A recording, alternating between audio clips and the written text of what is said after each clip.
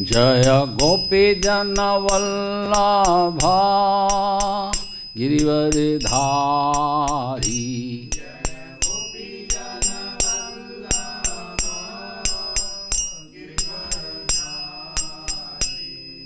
यशोदानंदन व्रज जनरंजन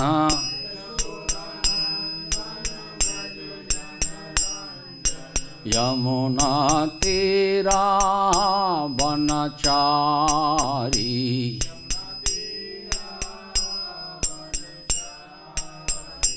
जय राधा माधव कुंज बिहारी।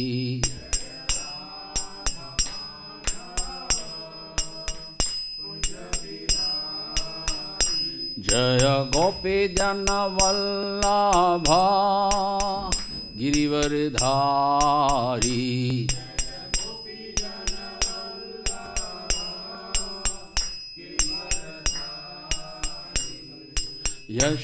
यशोदानंदन व्रज जनरंजन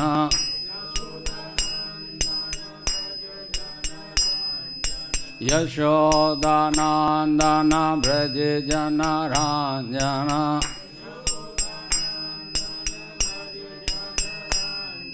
यशोदानंदन व्रज जनरंजन।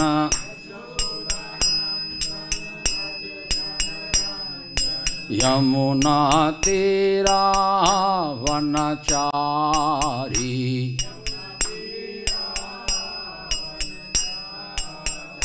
जय राधा माधव कुंज बिहारी।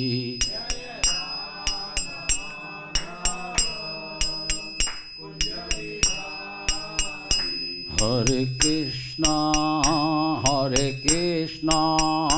कृष्णा कृष्णा हरे हरे हरे राम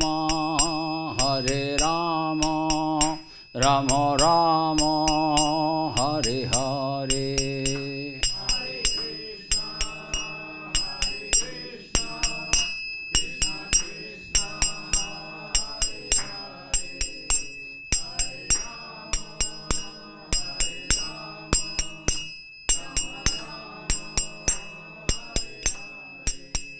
हरे कृष्णा कृष्णा कृष्णा हरे हरे हरे राम राम राम हरे हरे।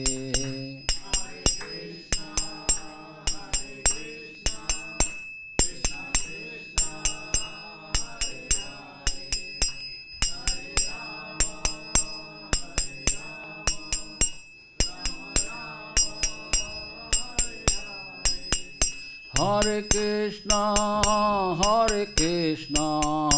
कृष्णा कृष्णा हरे हरे हरे राम राम राम हरे हरे।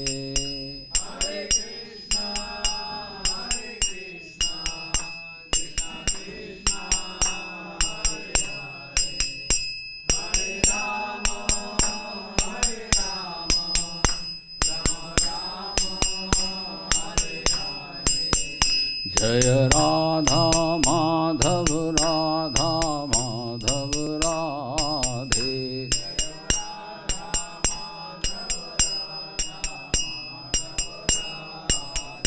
जय राधा श्याम सुंदर राधे।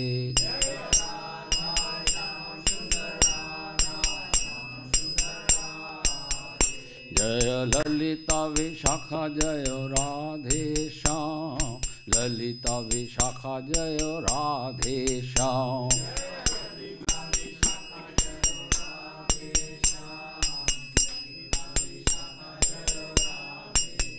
जय कृष्ण बलराम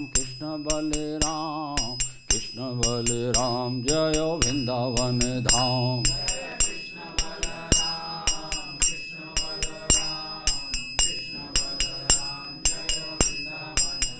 जय गौरनिताय गौरनिताय गौरनिताय जय गौरनिताय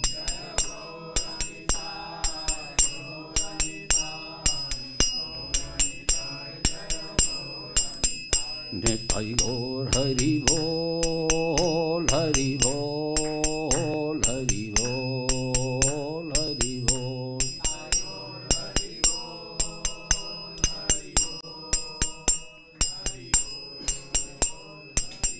जय जय प्रभुपाद प्रभुपाद प्रभुपाद प्रभुपाद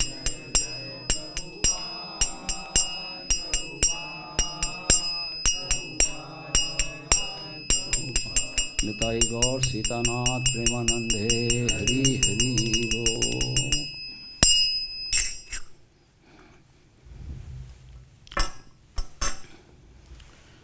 गुर्वे गौरचंद्राय राधिकाय तदालये कृष्णाय कृष्णभक्ताय तद्भक्ताय नमो नमः।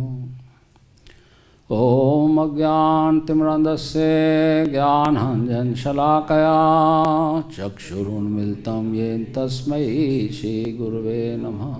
श्रीचैतन्यमनोभीष्टं स्थापितं येन भूतले स्वयं रूपा कदा मह्यं ददाति स्वपदान्तिकं। वन्देऽहं श्रीगुरो श्रीयुतपदकमलं श्रीगुरुन् वैष्णवांश्च श्रीरूपं साग्रजातं सगण रघुनाथवितं तं सजीवं सावधूतं सावधूतं परिजनसहितं कृष्ण चैतन्यदेवं श्रीराधा कृष्णपादां सगण ललिता श्रीविशाखान्वितां च। नमो ओं विष्णुपादाय कृष्णपृष्ठाय भूतले श्रीमते भक्तिवेदान्त स्वामिनिति नामिने। नमस्ते सरस्वती देवे गौरवाणी प्रचारिणे निर्विशेष शून्यवादी पाश्चात्य देशधारिणे। हे कृष्णा करुणा सिंधो दीनबंधो जगतपते गोपेश गोपिका कांत श्री राधा कांत नमोस्तुते। तप्त कांचन गौरांगी श्री राधे वृंदावनेश्वरी वृषभानुसुते देवी प्रणमामि हरिप्रिये। नमो महावदन्याय कृष्ण प्रेम पदायति कृष्णाय कृष्ण चैतन्य नाम्ने गौतमे नमः। ओम नीलांचला निवासाय नित्याय परमात्मने बलभद्र सुभद्राभ्याम जगन्नाथाय ते नमः। वाञ्छाकल्पतरुभिश्च कृपा सिन्धुभ्येव च पतितानां पावनेभ्यो वैष्णवेभ्यो नमो नमः। जय श्री कृष्ण चैतन्य प्रभु नित्यानंदा श्री अद्वैत गदाधर श्रीवासादि गौर भक्तवृंदा। हरे कृष्णा कृष्णा कृष्णा हरे हरे हरे राम राम राम हरे हरे। ओम नमो भगवते वासुदेवाय ओम नमो भगवते वासुदेवाय ओम नमो भगवते वासुदेवाय। नारायणं नमस्कृत्य नरं चैव नरोत्तमं देवीं सरस्वतीं व्यासां ततो जयमुदीरये। नष्टप्रायेषु भद्रेषु नित्यं भागवत सेवया भगवती उत्तम श्लोके भक्तिर्भवति नष्टकी। कृष्णाय वासुदेवाय हरे परमात्मने प्रणतक्लेशनाशाय गोविन्दाय नमो नमः। मूकं करोति वाचालं पंगुं लंघयते गिरिं यत्कृपातधं वन्दे परमानन्दमाधवं श्रीगुरुदीनतारणं श्रीचैतन्यईश्वरम्। हरे कृष्णा। तो सभी वैष्णवजन वैष्णवीस को मेरा कोटि कोटि प्रणाम दंडवत प्रणाम। आज के इस भगवत गीता कक्षा में कृष्ण बलराम मंदिर में आप सभी का स्वागत है। तो आज हम भगवत गीता यथारूप 16वें अध्याय के 5वें श्लोक पे पाठ करने जा रहे हैं। उससे पहले मैं चाहता हूँ एक हम चैतन्य चरितामृत के प्यार से हम आज प्रारंभ करेंगे। तो कृपा करके बोर्ड पे आप वो जो है श्लोक जो है सीसी आदि लीला अध्याय 3 और 18वां नंबर श्लोक, इसको जरा आप दिखा दीजिए। जय जय श्री चैतन्य जय नित्यानंदा, श्री अद्वैत चंद जय गौर भक्तवृंदा। तो ये श्लोक आप मेरे पीछे दोहरा सकते हैं। सृष्टि सारूप्य आरा सामीप्य सालोक्य, सायुजन लय भक्ता याते ब्रह्म ऐक्य। सृष्टि सारूप्य आरा सामीप्य सालोक्य, सायुजन लय भक्ता याते ब्रह्म ऐक्य।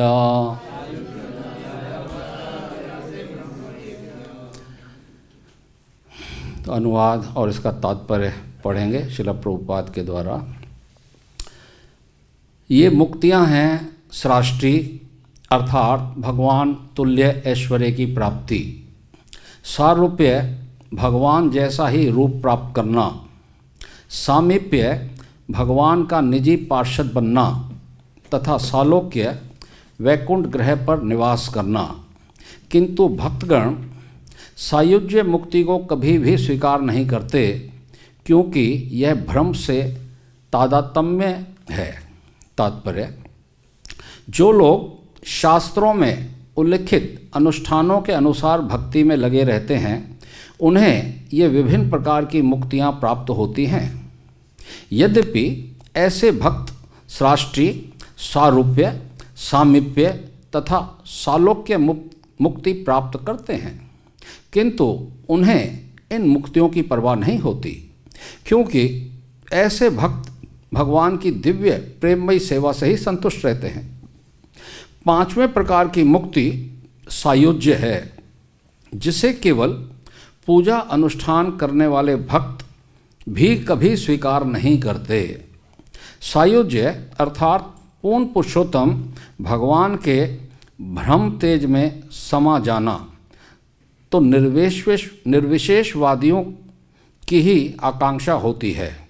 भक्त कभी भी सायुज्य मुक्ति की परवाह नहीं करता। तो इस श्लोक को, इस प्यार को हमने इसलिए लिया है कि आज के श्लोक से जो है इसका संबंध है, इसलिए इस प्यार में बताया गया है कि मुक्ति जो है 5 प्रकार की होती है, और 5 प्रकार की मुक्ति में एक मुक्ति ऐसी है जिसको भक्त जो है बिल्कुल स्वीकार नहीं करता, यानी वो आत्महत्या करने के बराबर है। सायुज्य मुक्ति भक्त के लिए यानी ब्रह्म ज्योति में विलीन हो जाना, वो आत्महत्या करने के बराबर है। और बाकी जो 4 प्रकार की मुक्ति हैं उसमें आपको बताया गया है सृष्टि। सृष्टि का मतलब होता है भगवान के तुल्य ऐश्वर्य की प्राप्ति होना। जैसा भगवान का ऐश्वर्य है वैसे ही भक्त का भी ऐश्वर्य हो जाता है। और सारूप्य मतलब भगवान जैसा ही रूप प्राप्त करना।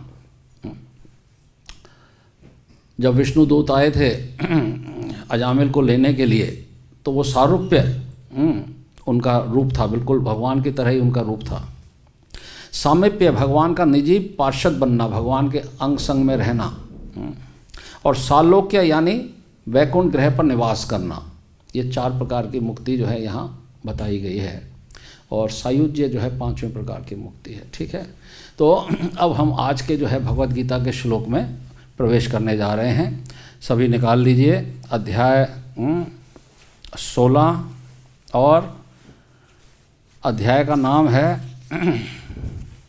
देवी तथा आसुरी स्वभाव। और आज की जो श्लोक संख्या है वो है श्लोक संख्या 5। श्लोक संख्या 5 में प्रवेश करने से पहले थोड़ा सा हम इसको जानने का प्रयास करेंगे कि इसका प्रारंभ कैसे होता है।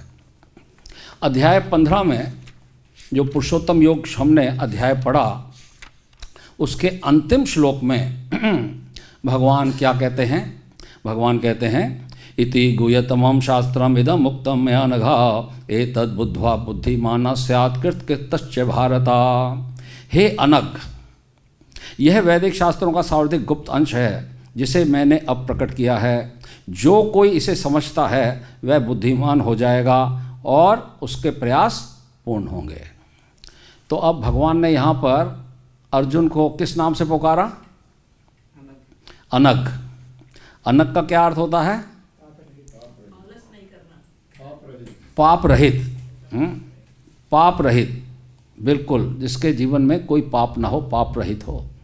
जब भगवान ने अर्जुन को अनघ कह करके पुकारा तो अर्जुन के मन में एक प्रश्न उठा, यदि मैं पाप रहित हूं तो ऐसे व्यक्ति के क्या लक्षण होते हैं? तो भगवान तो सर्वज्ञ हैं।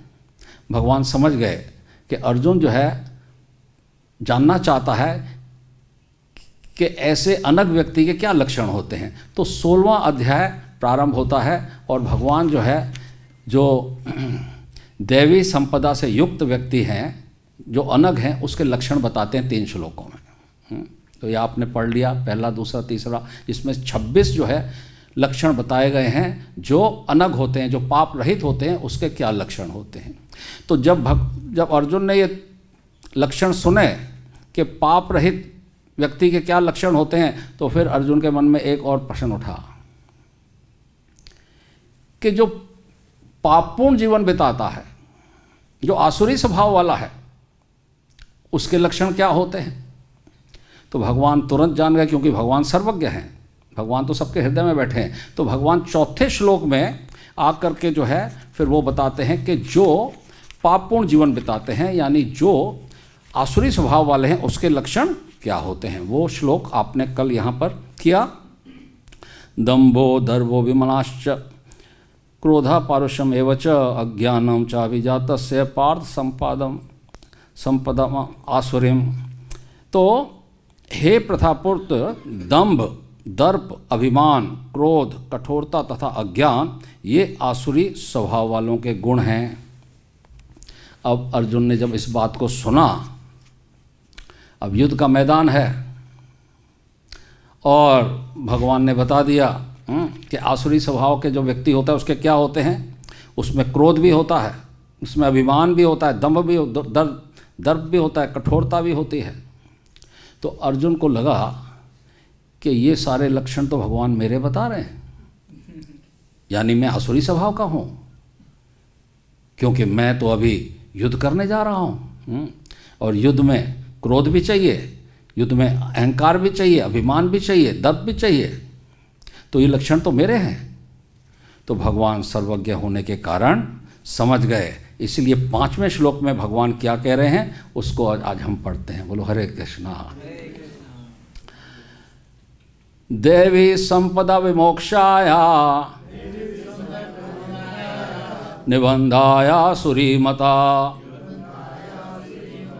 मां शुचा संपदम देवी अभिजातोऽसि पांडवा। देवी संपद विमोक्षाय निबंधाया सुरीमता मां शुचा संपदम देवी अभिजातोऽसि पांडवा। बोलिए। देवी संपद विमोक्षाय निबंधाया सुरीमता मां शुचा संपदम देवी अभिजातोऽसि पांडवा। देवी संपद विमोक्षाय निबंधाया सुरीमता मां शुचा संपदम देवी अभिजातोऽसि पांडवा। देवी संपद विमोक्षाय निबंधाया सुरीमता मां शुचा संपदम देवी अभिजातोऽसि पांडवा। माताएं। देवी संपद विमोक्षाय निबंधाय सुरीमता मां शुचः संपदं देवीं अभिजातोऽसि पांडवा। देवी संपद विमोक्षाय निबंधाय सुरीमता मां शुचः संपदं देवीं अभिजातोऽसि पांडवा। देवी संपद विमोक्षाय निबंधाय सुरीमता मां शुचः संपदं देवीं अभिजातोऽसि पांडवा। दैवी दिव्य संपद संपत्ति विमोक्षाया मोक्ष के लिए निबंधाया बंधन के लिए आसुरी आसुरी गुण मता माने जाते हैं। माँ मत शुचा चिंता करो संपदम संपत्ति देवीम दिव्य अभिजातः उत्पन्न असि हो पांडव हे पांडुपुत्र। अनुवाद और तात्पर्य शिल प्रभुपाद के द्वारा। शिल प्रभुपाद की। दिव्य गुण मोक्ष के लिए अनुकूल हैं और आसुरी गुण बंधन दिलाने के लिए हैं। हे पांडुपुत्र तुम चिंता मत करो क्योंकि तुम दैवी गुणों से युक्त होकर जन्मे हो। मेरे पीछे बोलिए।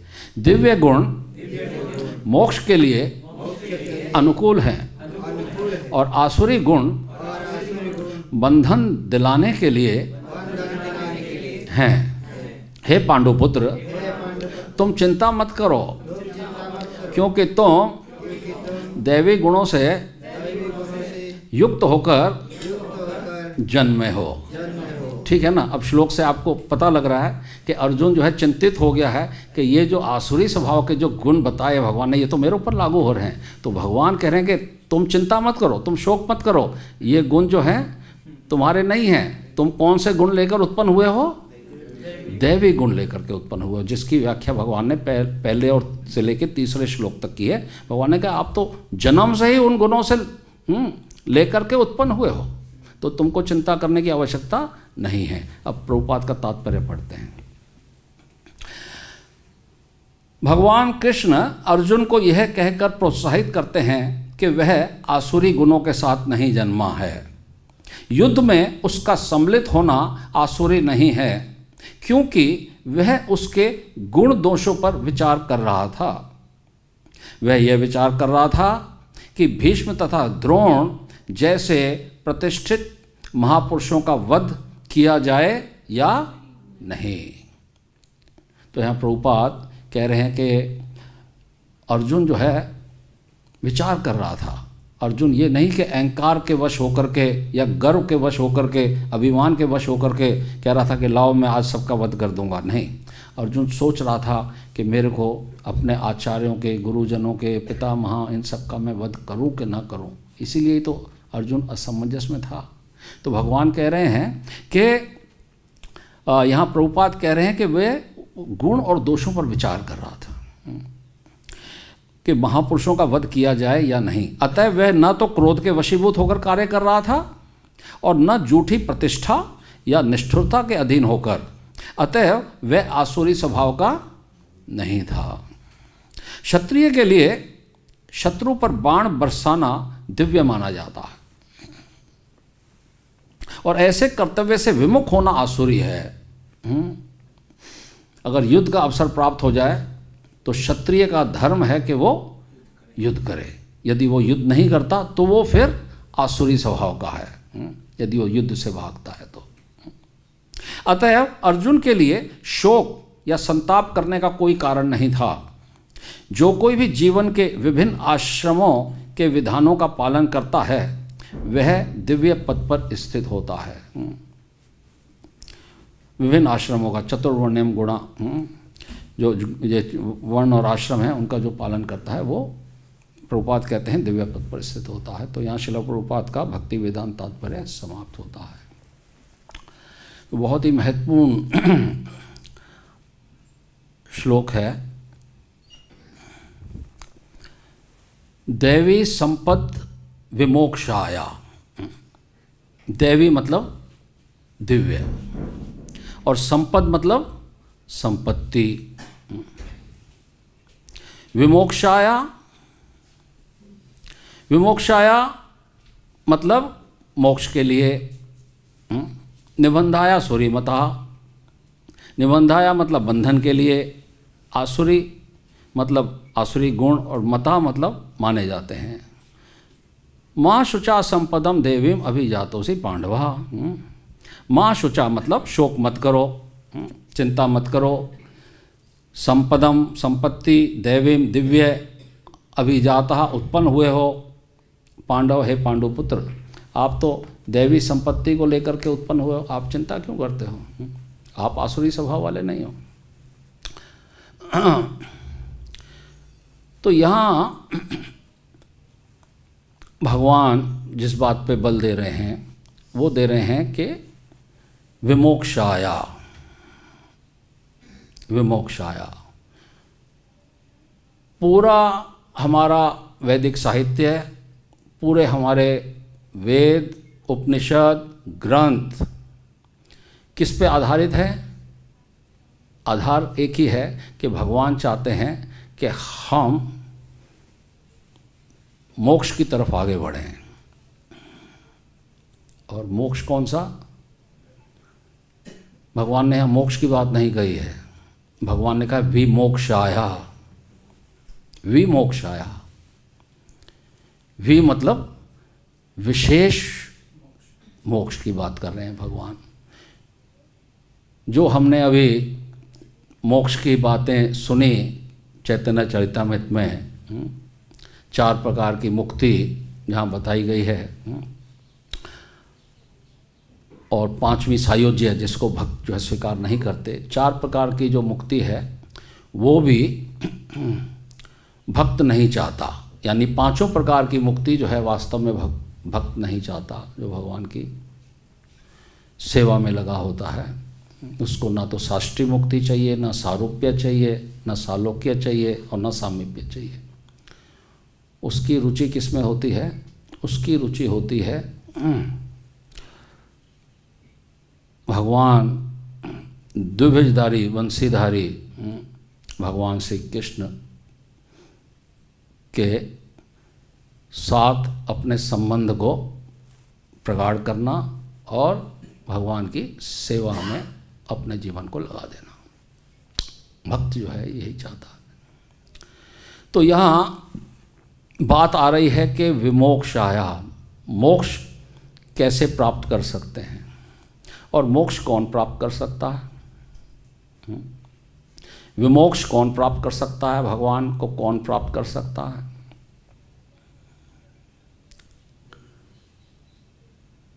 कौन प्राप्त कर सकता है?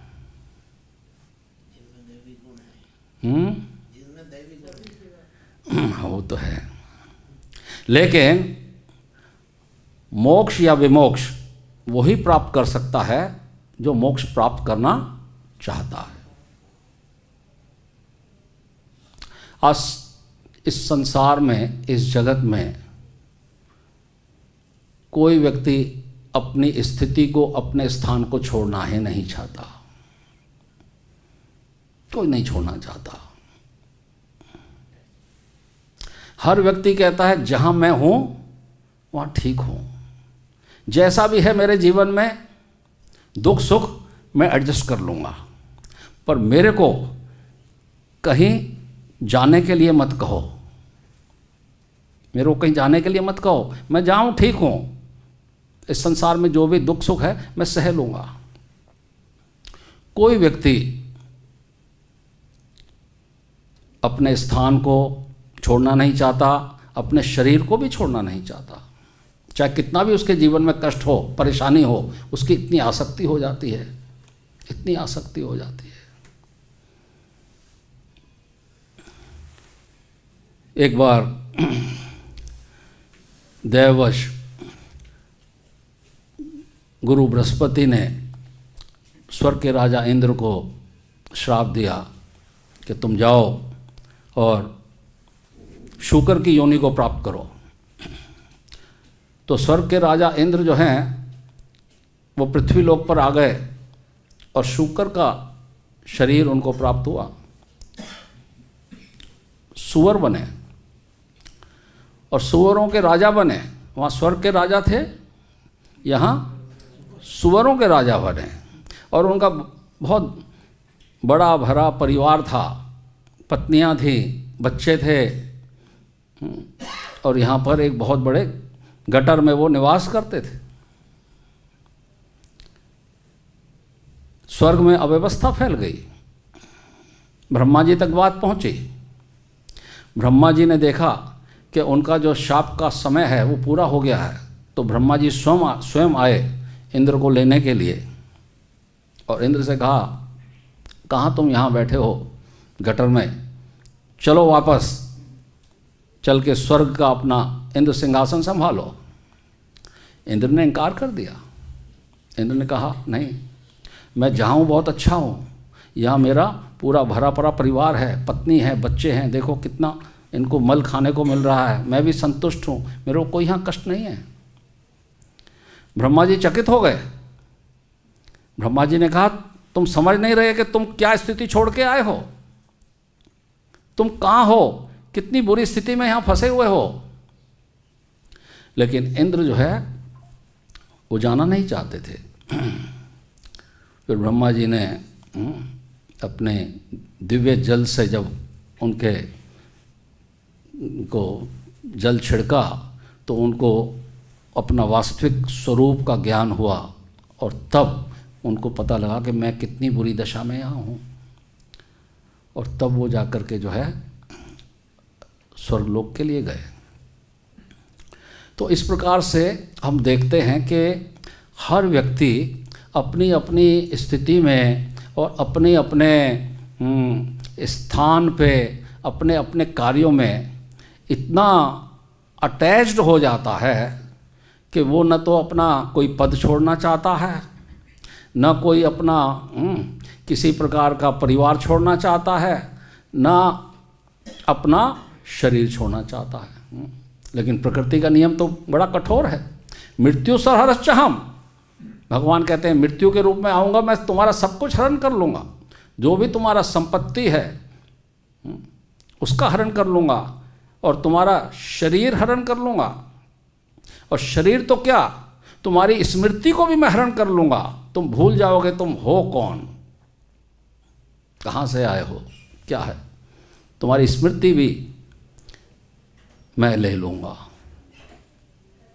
सर्वस्य चाम हृदय सन्निविष्टो मता स्मृति ज्ञानो पूर्णम च, मेरे से ही स्मृति है, मेरे से ही ज्ञान है और मेरे से ही विस्मृति है। तो मैं सब हरण कर लूँगा। तुम जाना तो तुमको पड़ेगा, आप रुक नहीं सकते, यहाँ रह नहीं सकते, एक स्थान पे आप रह नहीं सकते, आपको जाना पड़ेगा। लेकिन हमारी तैयारी नहीं है, हमको मालूम नहीं है कि जाना कहाँ है, इसीलिए हम समझते हैं अब क्या करें, हम कहाँ जाएं। और व्यक्ति जो है अंत समय में आके हड़बड़ा जाता है, उसको पता ही नहीं, उसको लक्ष्य का नहीं पता। क्यों? क्योंकि उसने जीवन में तैयारी की नहीं, उसने जीवन में कभी सोचा नहीं कि एक दिन मेरे को जाना पड़ेगा, तो मेरे को जाना कहाँ।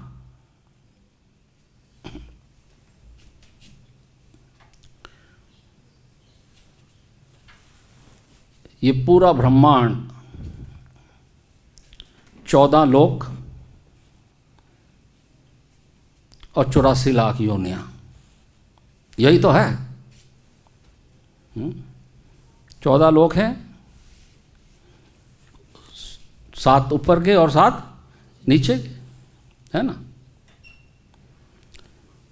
इस पृथ्वी लोक से लेके सत्यलोक तक, भू भुवा स्वा, महरलोक, जनलोक, तपलोक, सत्यलोक, अतल वितल सुतल तलातल रसातल पाताल, ये 7 लोक नीचे के, 7 ये 7 14 14 लोक हैं और 14 लोकों में 84 लाख वैरायटी है। आपको शरीर बदलना ही पड़ेगा। कर्मणा देव नेत्रेणा जंतुर्देह उपपतये स्त्रिया प्रविष्टा उदरम। तो जो है ये कर्मों के अनुसार आपको जो है अपने शरीर को बदलना ही पड़ेगा। देव नेत्रेणा भगवान की अध्यक्षता में आपको ये शरीर बदलना पड़ता है। 84 लाख योनियों में हमको जाना ही पड़ेगा।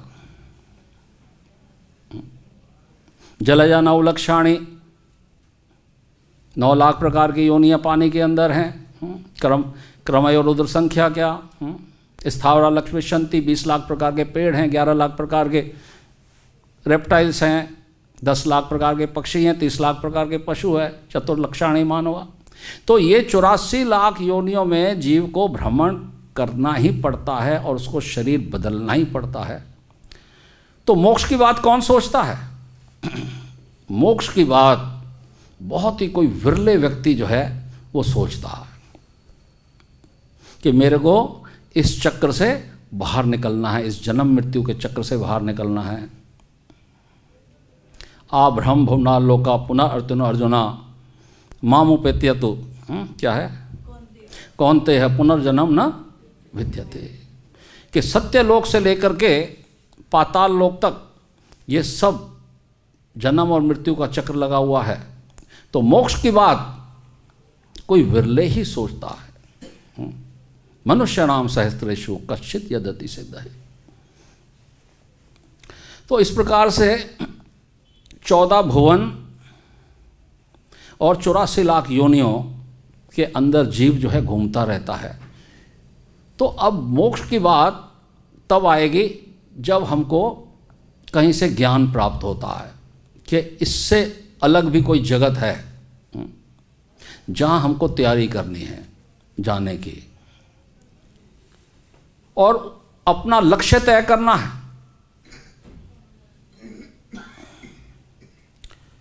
ये तो हो गया ब्रह्मांड की बात। और ब्रह्मांड से ऊपर बाहर जब हम निकलते हैं तो फिर जीवात्मा विरजा नदी को पार करता है। विरजा नदी में स्नान करता है और अपने सूक्ष्म शरीर का त्याग करता है, मन बुद्धि अहंकार। और शुद्ध जीवात्मा जो है जब प्रवेश करता है आध्यात्मिक जगत में, तो आध्यात्मिक जगत में ब्रह्म ज्योति है। ब्रह्म ज्योति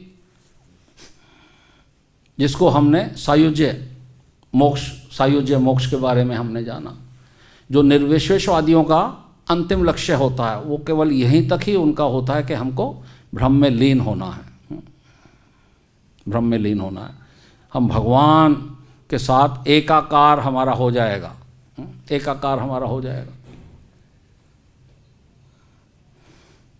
उनका सिद्धांत होता है घटा आकाश। घटाकाश कहते हैं, यानी एक होता है जो घड़ा होता है, घड़े के अंदर का आकाश, और घड़े के अंदर भी आकाश होता है और बाहर भी सारा ही आकाश है। तो जिस दिन घड़ा टूट जाएगा तो घड़े के अंदर का आकाश बाहर के आकाश से मिल जाएगा, एक हो जाएगा। तो हम एक हो जाएंगे भगवान के साथ, अपना ब्रह्म ज्योति में लीन हो जाएंगे। तो ये तो डेस्टिनेशन होता है निर्विशेषवादियों का। लेकिन जो रिचुअल्स को फॉलो करते हैं, जो शास्त्रों के अनुष्ठानों को फॉलो करते हैं,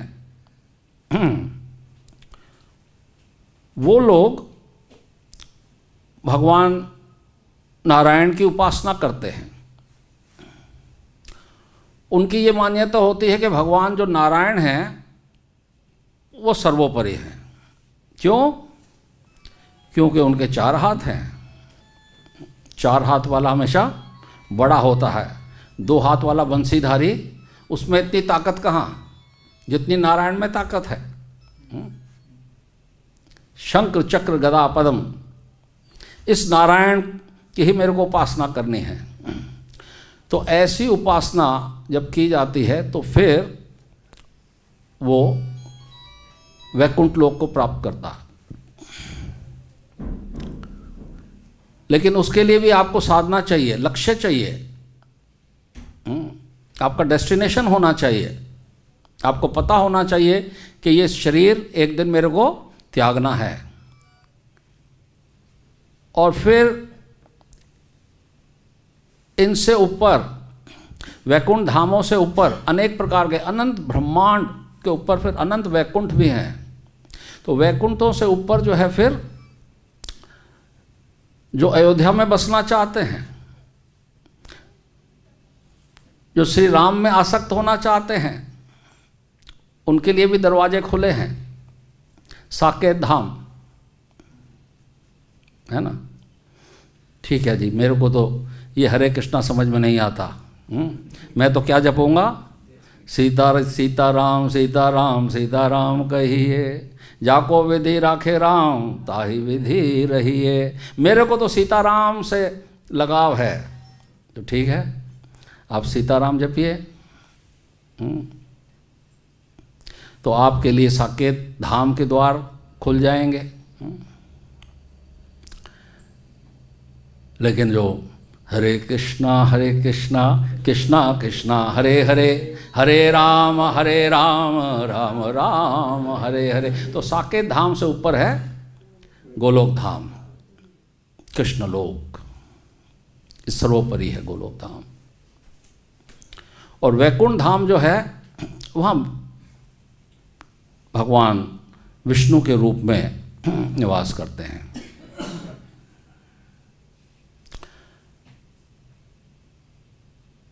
और कृष्ण लोक में भी दो लोक हैं, एक कृष्ण लोक है, एक चैतन्य महाप्रभु का भी लोक है।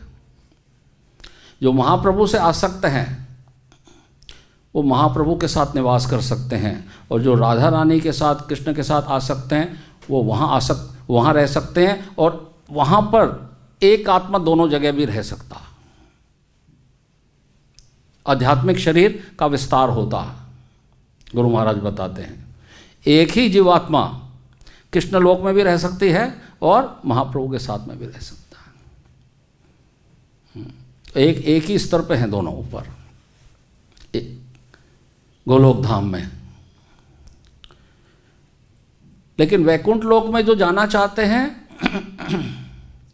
उनको ये समझ लेना चाहिए कि वो सही दिशा में तो आगे बढ़ रहे हैं, लेकिन थोड़ा रसवादन में अंतर रहेगा। रसवादन में क्या अंतर रहेगा कि प्रभुपाद बताते हैं कि वैकुंठ लोक ऐसे है जैसे पिताजी जो है घर छोड़ करके दफ्तर में आ गए। एक मजिस्ट्रेट, एक जज, उसने अपने कोर्ट में कचहरी में पहुंच गया और वहाँ अपनी सीट पे आकर के बैठ गया। तो वहाँ खेल तमाशा नहीं चलेगा, हंसी मजाक नहीं चलेगा, आपको अनुशासन में रहना पड़ेगा। आप भगवान नारायण के कंधे पे नहीं चढ़ सकते, आप उनकी पीठ पे नहीं चढ़ सकते। लेकिन यदि आप गोलोक धाम पहुंच गए,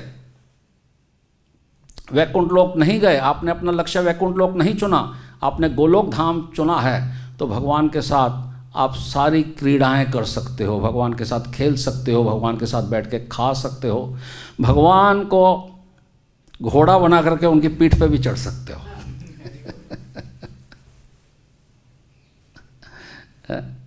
लेकिन उसके लिए क्या करना होगा?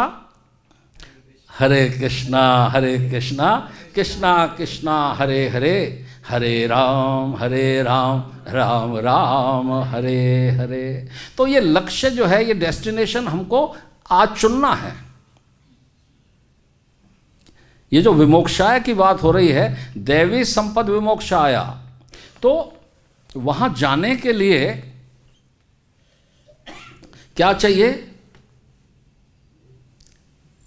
करेंसी चाहिए। क्या चाहिए?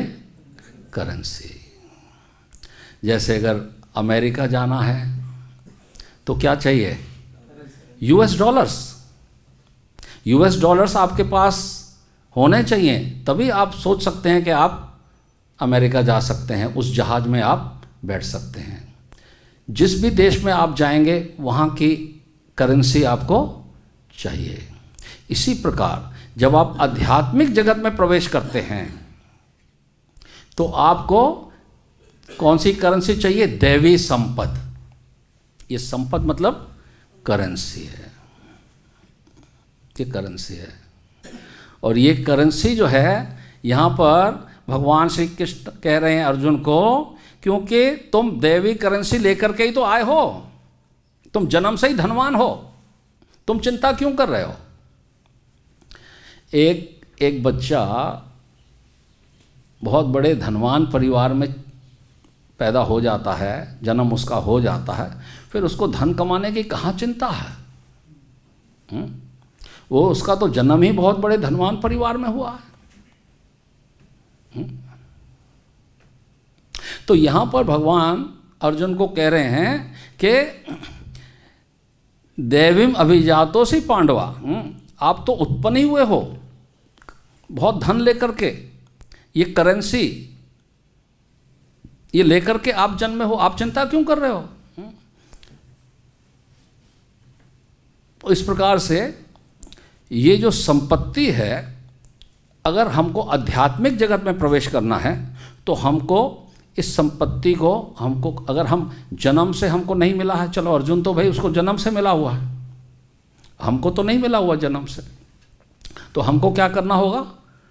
हमको साधना करके इस संपत्ति को जुटाना होगा। और साधना से अगर नहीं संपत्ति जुट रही है तो फिर गुरु का आश्रय तो लेना ही है, और गुरु की कृपा से जो है फिर हम संपत्ति हमको प्राप्त हो सकती है। प्रभुपाद की कृपा से हमको ये दैवी संपत्ति हमको प्राप्त हो सकती है।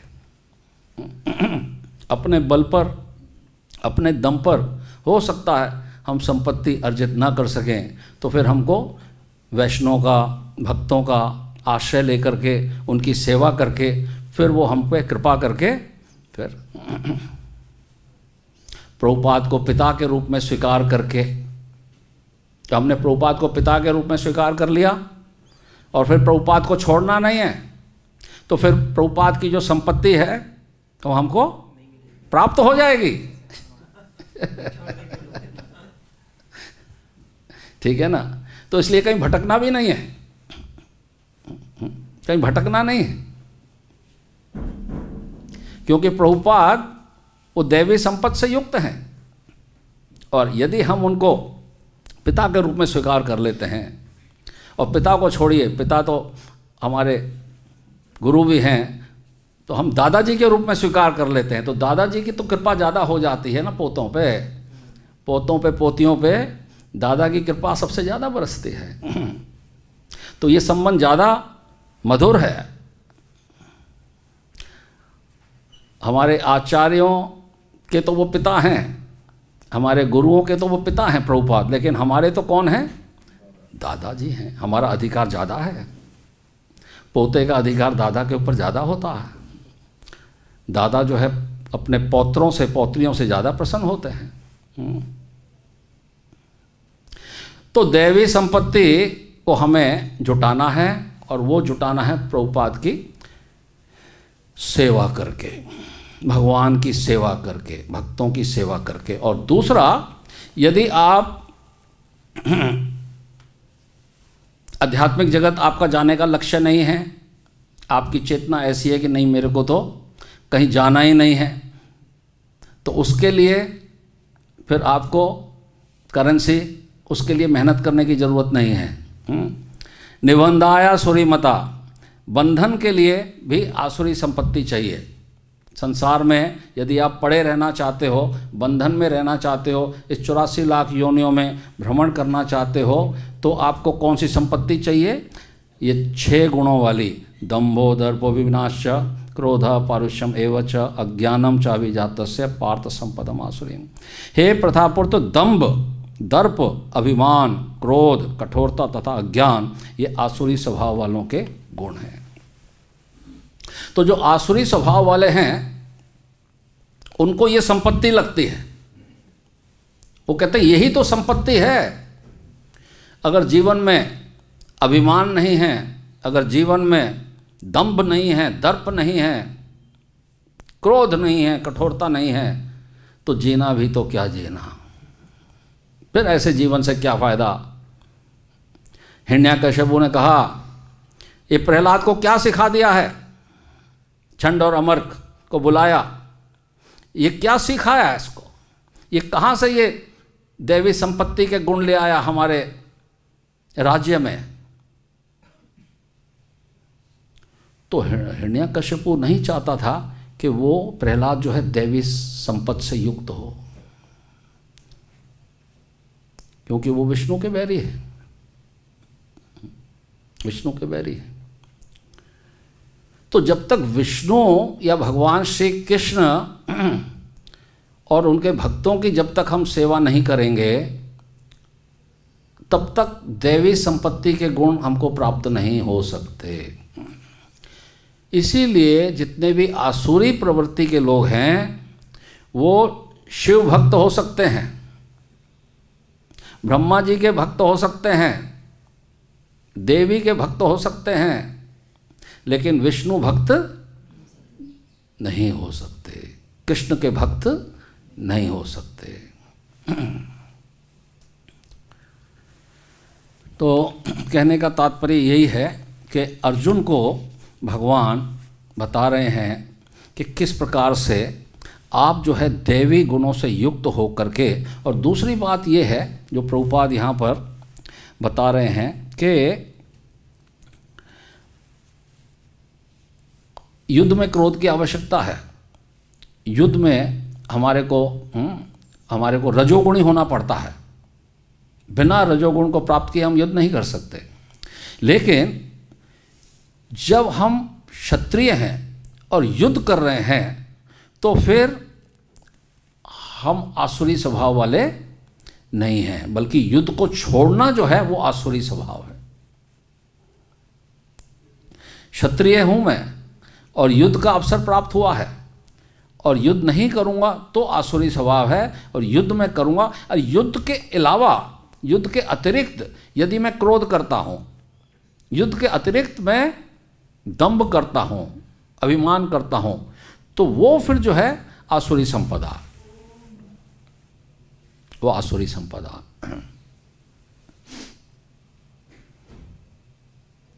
तो इस प्रकार से आज का श्लोक जो है इसमें यही बात निकल के आ रही है।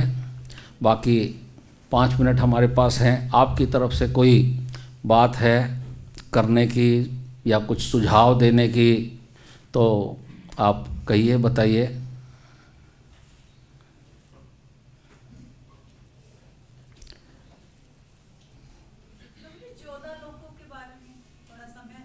हाँ हाँ बताइए। बताएंगे आप नीचे के लोगों के बारे में? नाम तो पता है, डिटेल नहीं मालूम। डिटेल में तो ऐसा है कि ज़्यादा तो विस्तार से अभी हम भी उसको देखे नहीं हैं, लेकिन नीचे के जो लोग हैं उनको जो है अतल वितल सुतल, ये जो तलातल वितल, ये पाताल, ये सब हैं। और नीचे के लोकों में भी कई लोग ऐसे हैं जहाँ स्वर्ग से ज़्यादा ऐश्वर्य है। नीचे के लोकों में जैसे उनको पूरा लोक दिया गया, हमारे बलि महाराज को, है ना, हैं सुतल लोक पूरा दिया गया।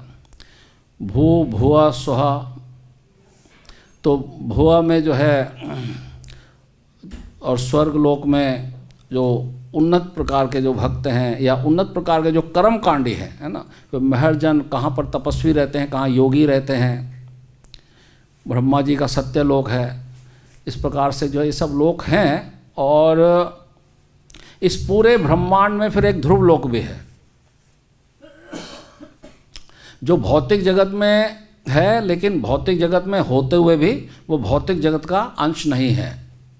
तो जिन लोगों की भक्ति जो है पूर्ण रूप से सफल नहीं हो पाती, तो उनको फिर ध्रुव लोक भेज दिया जाता है, जहाँ वो तपस्या करके फिर वो वैकुंठ लोक को चले जाते हैं या फिर कृष्ण लोक को चले जाते हैं। वहाँ पर महाराज ध्रुव का जो है उनको सान्निध्य प्राप्त होता है, ऐसा प्रभुपाद लिखे हैं एक श्लोक के तात्पर्य में। जिनकी भक्ति में कुछ कमी रह जाती है थोड़ा बहुत, तो उनको फिर ध्रुव लोक भेज दिया जाता है। बाकी जो स्वर्ग के लोक हैं तो वो उसमें जाएंगे, अगर हम वेदों में जाएंगे और उसको पढ़ेंगे तो फिर कहीं ऐसा ना हो कि हमारी चेतना भी जो है डगमगा जाए, क्योंकि अभी हमारे अंदर भी उतनी परिपक्वता नहीं है। फिर हम कहें चलो एक दफ़ा चल के देखेंगे स्वर्ग लोक में होता क्या है। तो इसीलिए जिस रास्ते जाना नहीं, फिर उस रास्ते ज़्यादा विचार करना नहीं है, उस रास्ते विचार नहीं करना है ना। जैसे कई लोग जाते हैं, यूएस जाते हैं, कहते हैं थोड़ा रुको दुबई में देखेंगे क्या क्या है, दुबई का ज़रा शहर देख लें फिर अमेरिका जाएंगे, और दुबई देख करके फिर कहते हैं चलो अब दुबई रह जाते हैं, यहीं सेटल हो जाते हैं, क्या अमेरिका जाना, यही ठीक है। तो इसी प्रकार कहीं ऐसा नहीं, हमारा लक्ष्य तो है गोलोक जाने का, और फिर हम कहें चलो भाई देख लो ना ये स्वर्ग लोक, जनलोक, महलोक में क्या होता है, फिर लगेगा चलो भाई ये भी बुरा नहीं है, ये रह जाते हैं। तो इसके लिए हमारा जो लक्ष्य है, हमारा जो परम लक्ष्य है वो है गोलोक की प्राप्ति। इसीलिए भगवान ने आज के श्लोक में कहा है दैवी संपद विमोक्षाया। विमोक्षाया मतलब विशेष रूप से जो मोक्ष भगवान देना चाहते हैं। और वो क्या देना चाहते हैं? भगवान अपने धाम में बुलाना चाहते हैं, वैकुंठ भी नहीं। भगवान कहते हैं घर वापस आ, back to home, back to godhead. Prabhupada ने ये नहीं कहा कि बैक टू ऑफिस। वैकुंठ लोक ऑफिस है, भगवान का ऑफिस है। प्रभुपाद कहते हैं Vrindavan Dham is my home, Mumbai is my office, and Mayapur my worshipable place. तो हमें भी तो फिर धाम अपना जो वृंदावन होम है, वैसे तो आप सभी जो वृंदावन में धाम में रहते हो तो ये तो ठाकुर जी का ही कृपा है, ये धाम है, ये भगवान का ही, ये भौम वृंदावन है। गोप जो है सब जगह हो आया, गोप ने सब जगहों की यात्रा की कि यहाँ भी देखूँ, यहाँ भी देखूँ, यहाँ भी देखूँ। गोलोक तक भी चला गया, लेकिन उसने फिर इच्छा क्या करी, कहाँ जाना है मेरे को? भौम वृंदावन में जाना है। अरे भौम वृंदावन में क्यों जाना है भाई, वहाँ क्या है? बोले नहीं नहीं मेरे को वहीं जाना है, यहाँ गोलोक में भगवान की जन्म लीला बाल लीला नहीं है, भगवान का जन्म नहीं होता वहाँ, जन्म की लीलाएं नहीं है वहाँ, असुरों का वध नहीं होता वहाँ, असुर होते ही नहीं। तो इस प्रकार से भौम वृंदावन भी बहुत कृपा से प्राप्त होता है, और ठाकुर जी जब तक यहाँ रखेंगे तो भी आप वृंदावन में हो, और जब हमारा लक्ष्य है चाहे ठाकुर जी हमको यहाँ रखें, चाहे अपने गोलोक में ले जाएं, चाहे कहीं भी रखें, लेकिन प्रभुपाद के चरणों में रखें। हरे कृष्णा कृष्णा कृष्णा हरे हरे, हरे राम राम राम हरे हरे। जय हो। श्रीमद् भगवद गीता यथारूप की, श्रीला प्रभुपाद की, आप सब भक्तों की, निताई गौर सीतानाथ प्रेमानंदे। हरि हरि बोल। हरे कृष्णा।